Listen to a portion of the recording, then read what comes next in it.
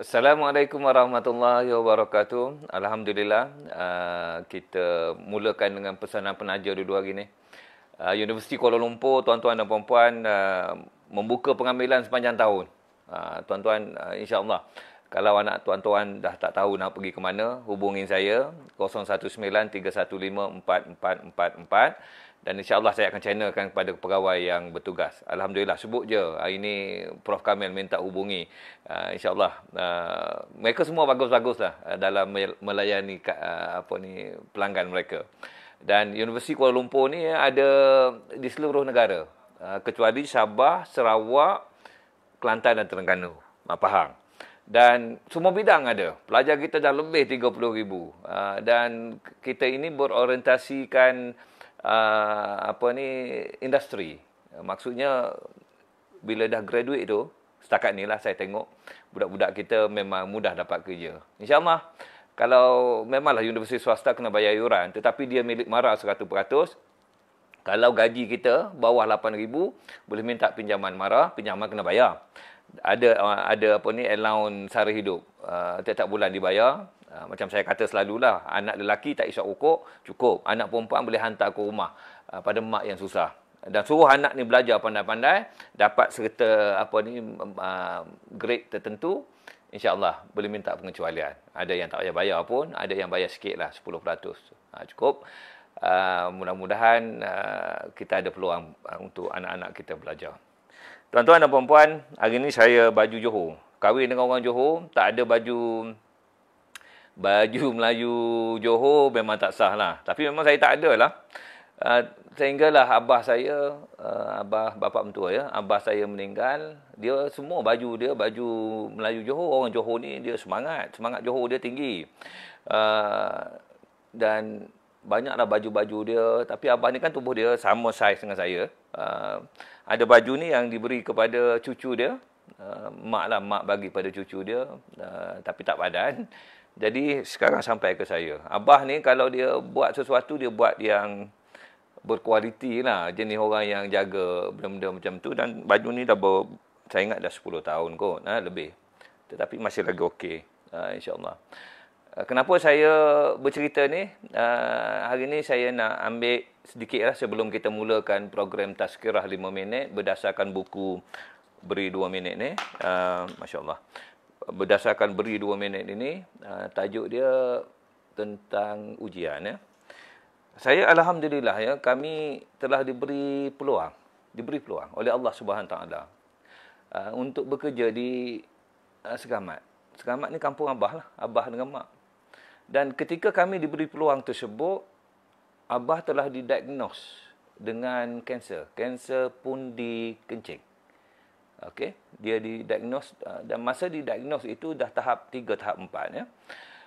Masya-Allah, subhanallah, kerana berada di Segamat ya, di Bandar Jementah tu, di UiTM masa tu di Jementah. Maka kami alhamdulillahnya boleh pergi ke rumah mak. Mak tu rumah dalam 11 km, 15 km di Pekan Jementah. Tiap-tiap hari kami pergi. Dan apabila kami sampai di rumah, saya ni menantu kan. Biasalah, kita akan sampai, Assalamualaikum bah, masuk bilik tengok. Abah okey ni bah? Okey.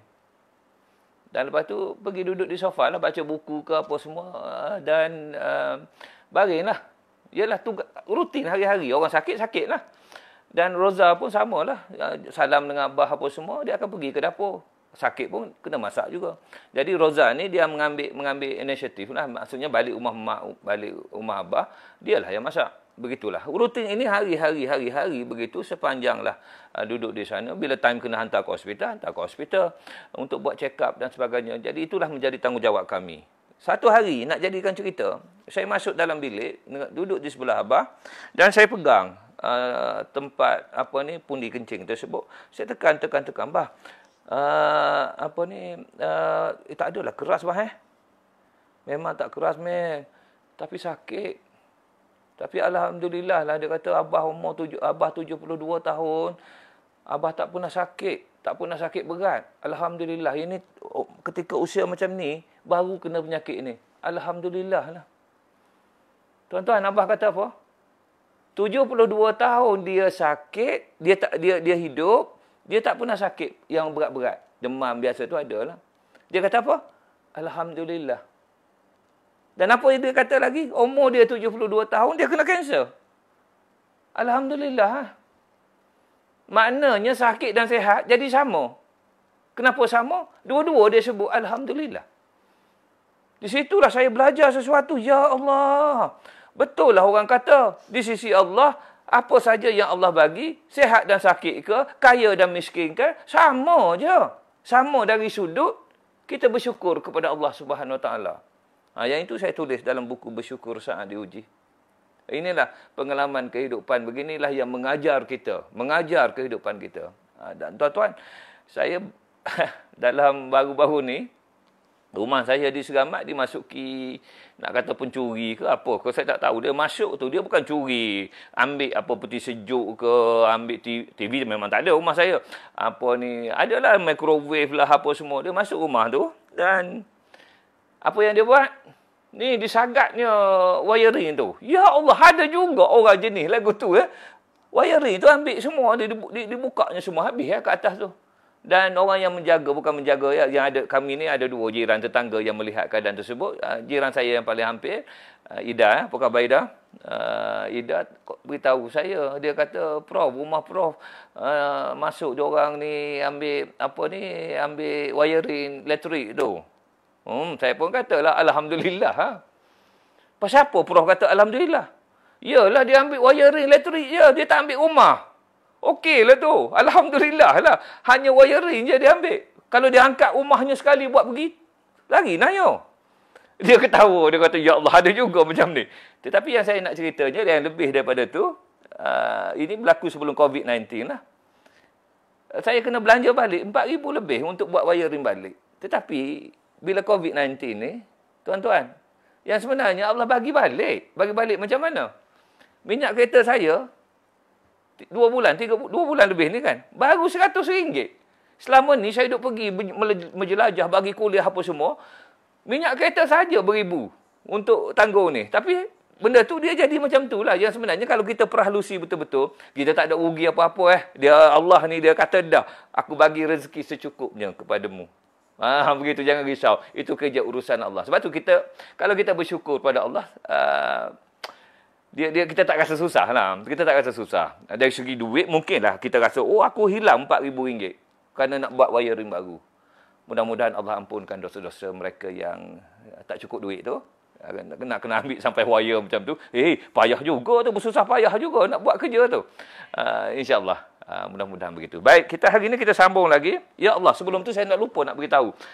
Tuan Mislan yang buat backdrop ni, bila saya sebut nama dia tu, barangkali mungkin dia serabut kot. Dia tengok yang lama tu dah lama, 18 hari. Dia buat design baru pula. Warna lebih kepada warna hitam. Tukar baju saya. Daripada pakai jubah, pakai kot.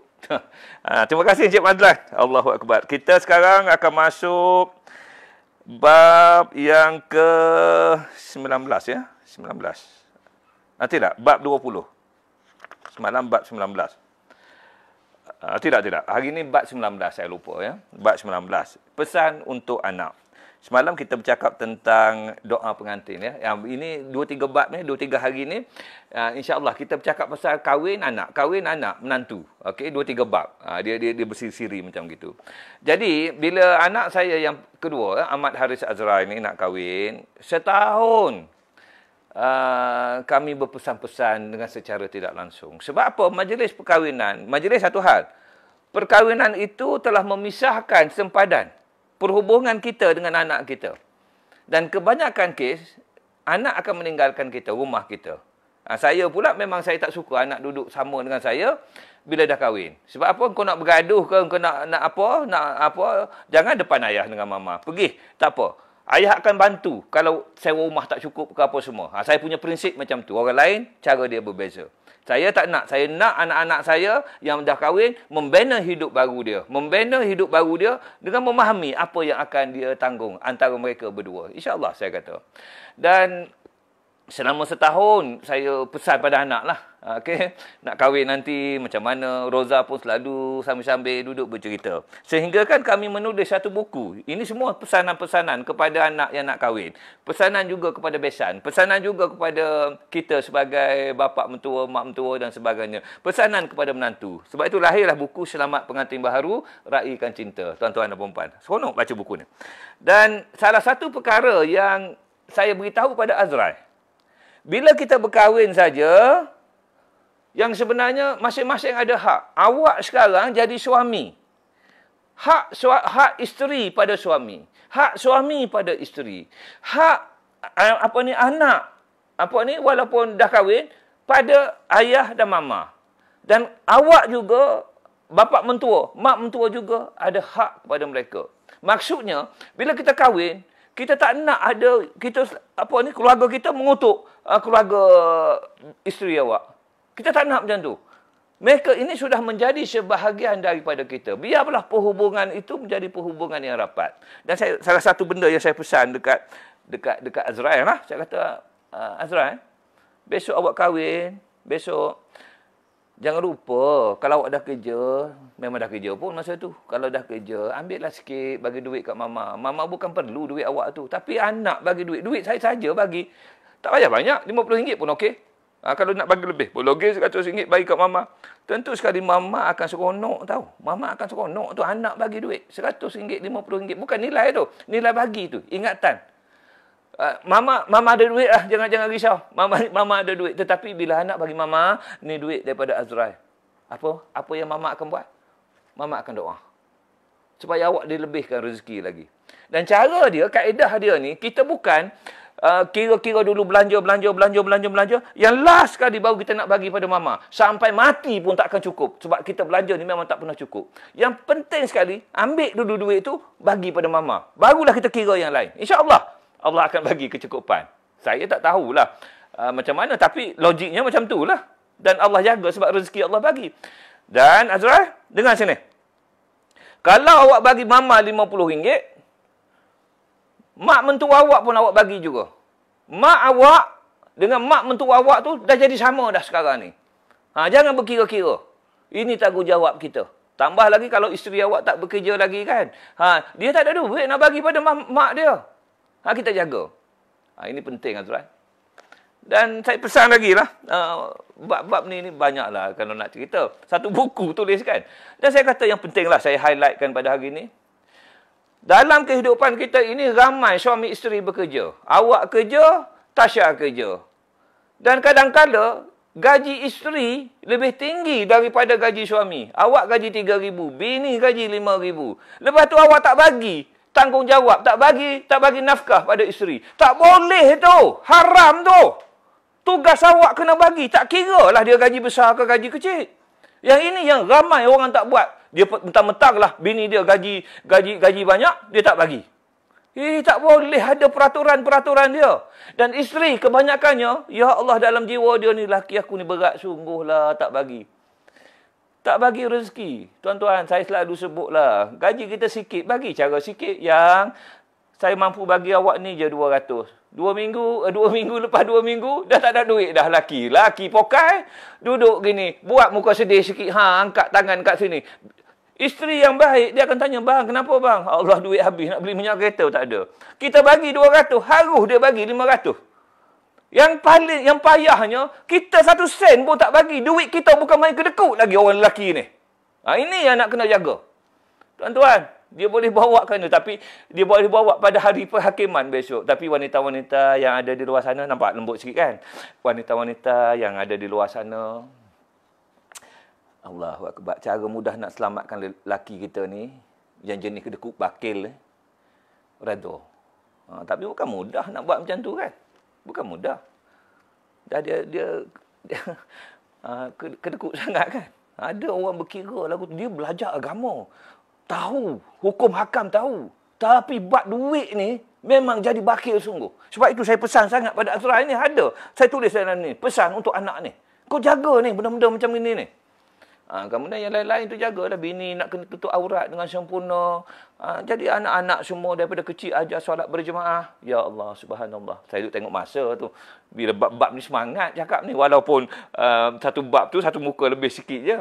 Okey, tuan-tuan dan puan-puan, terima kasihlah. Minta maaf lah bercerita ini. Mudah-mudahan ada sedikit kita ajar anak-anak kita yang nak kahwin ni. Bagi panduan pada dia. Baik, kenapa ni? Masya Allah, subhanallah, Allahu Akbar. Tuan-tuan, pagi tadi bangun. Bukan bangunlah, lepas sahur. Kemudian saya nampak mesej masuk dalam WhatsApp saya. Dia kata, Prof, boleh tak nak saya nak hadiahkan pada pendengar Prof. Saya sebenarnya dah cukup dah untuk satu buku satu hari. Sampai habis Ramadan. Okay? Dan saya kata, okey lah nak bagi. Hari ini, kita ada dua khalayak yang akan menerima buku percuma, beri 2 minit. Okey? 2, kaya sikit hari ni. Sebab ada tambahan yang bagi. Jadi saya tak perlu sebutlah nama siapa yang menyumbang. Doakan mereka yang menyumbang ini diberi keberkatan, diberi rezeki yang melimpah ruah, rezeki yang tidak disangka-sangka. Mudah-mudahan dipermudahkan kehidupan berbaki. Orang yang pertama yang akan menerima beri 2 minit, Zairi Teh Tahir. Zairi Teh Tahir Zairi. Hubungi saya ya. Dan kemudian Roza pilih satu lelaki, satu perempuan ya. Yang kedua, Yuhaini Cik Kop. Kalau tengok pada nama Cik Kop ni orang Kelantan ni. Tapi tak tahulah, agak je kan. Okey, Yuhaini Cik Kop. Hubungi saya 019-315-4444. 2 nama. Zairi Teh Tahir Zairi, Yuhaini Cik Kop. Allahu Akbar, Allah bagi rezeki pada pagi ini 2 buku. Esok pun 2 buku ya. Macam mana, insyaAllah. Macam mana Roza pilih, itu terpulang pada dia lah. Dia tak kenal ni semua-semua ni. Baik tuan-tuan dan puan-puan, Masya Allah, subhanallah. Hari-hari kita bersama, kalau ada salah silap saya, minta maaf ya. Kadang-kadang kita nak bercerita, orang kata menunjuk. Ada kala kita jenaka, orang kata kita mengutuk. Tak. Niat di hati saya, sama-sama kita berkongsi ilmu sedikit.